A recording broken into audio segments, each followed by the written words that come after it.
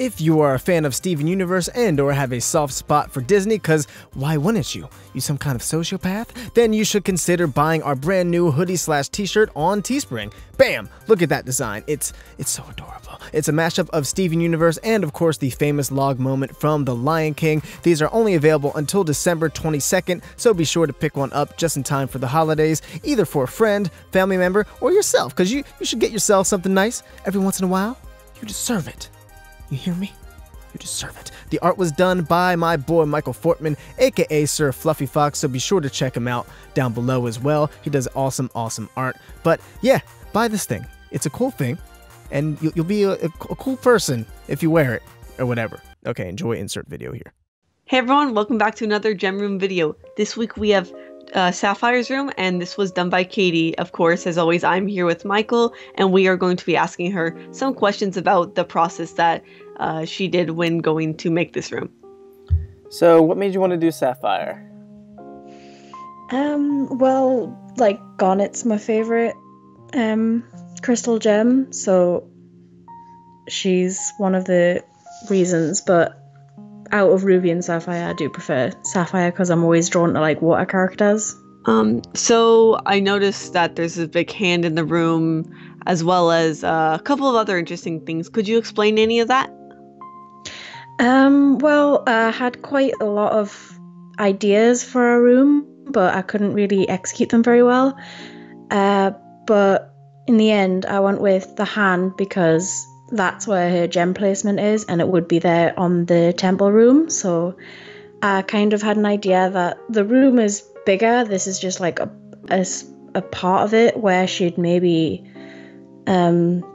use a future vision. So she's kind of looking after keeping track of, I guess, the like the dome where all the electricity's going on in Too Many Birthdays. That was just like an idea, or it could just be the sky, with like her gem in the center where she maybe controls it, and then just the star map around the hand to kind of mimic fortune telling and stuff like that. Ah, gotcha. Yeah, I was wondering what that was. So do you have any head canons for like what this room can do or what Sapphire does in it?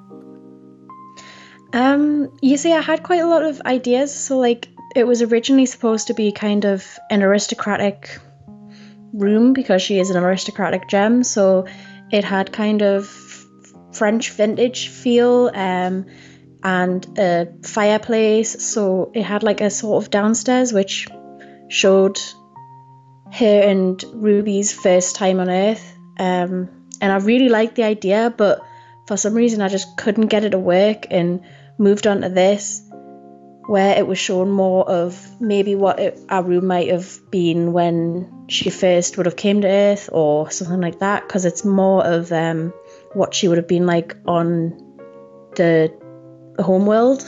So it's very, yeah. Cool. Can this room do anything special? Well, the hand kind of, like the gem in the center, projects her future vision onto a screen, but it can work as a window.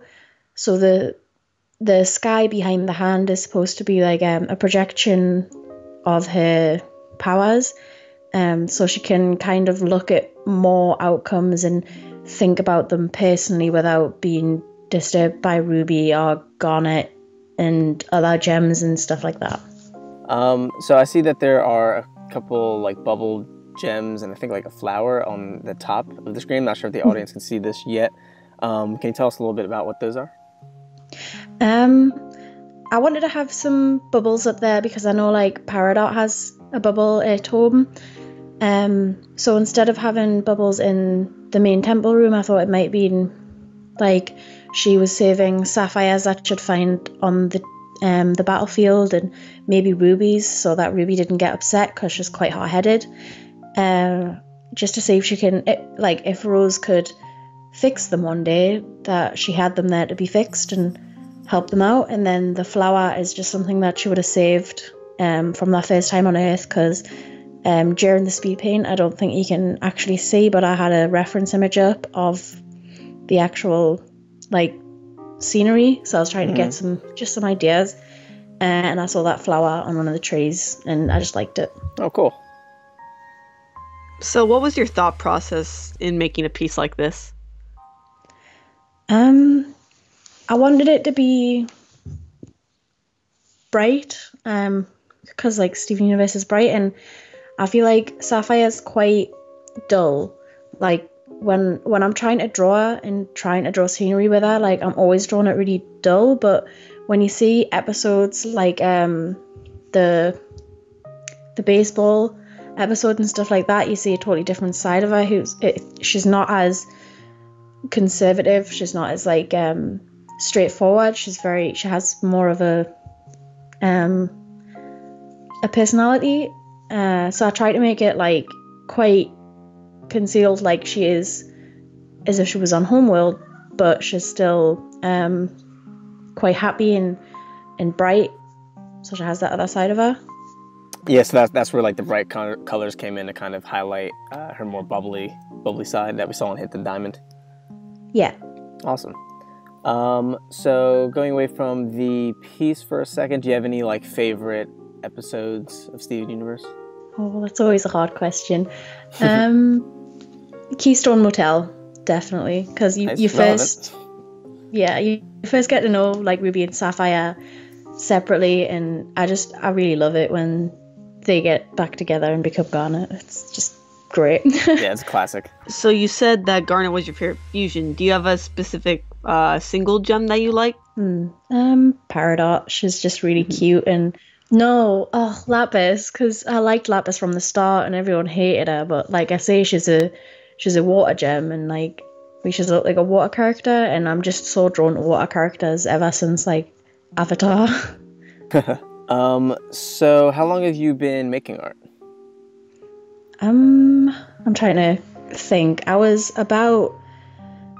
have been in year 7, so I would have been about 12 when I was doing like digital art. But I mean, like with most artists, you've been drawn since you possibly could. So do you make artwork for other cartoons? I do a lot of fan art. I don't really post them online too much.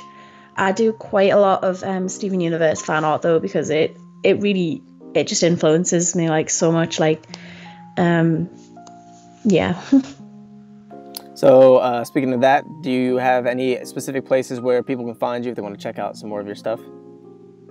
My usual name is Pantsu Monster, that I've been using for like 1 or 2 years now. But soon I'm hoping to move over to Gnostic or Gnostic Art, Gnostic Cat. I'm trying to like figure it out. But those will all be posted on places where you can find me previously anyway. Awesome. We'll put them in the description below, and we'll have them on the screen right now, whatever name you decide upon. Yeah. And also, do you do commissions? I will be opening my commissions like quite soon, because just working on a few things for university, and then they'll be opening again because I've got like an animation I've got to get finished first. Thank you so much, Katie, for joining us and making this beautiful room. We'll be back in the upcoming weeks with a few more rooms. So thank you guys for watching.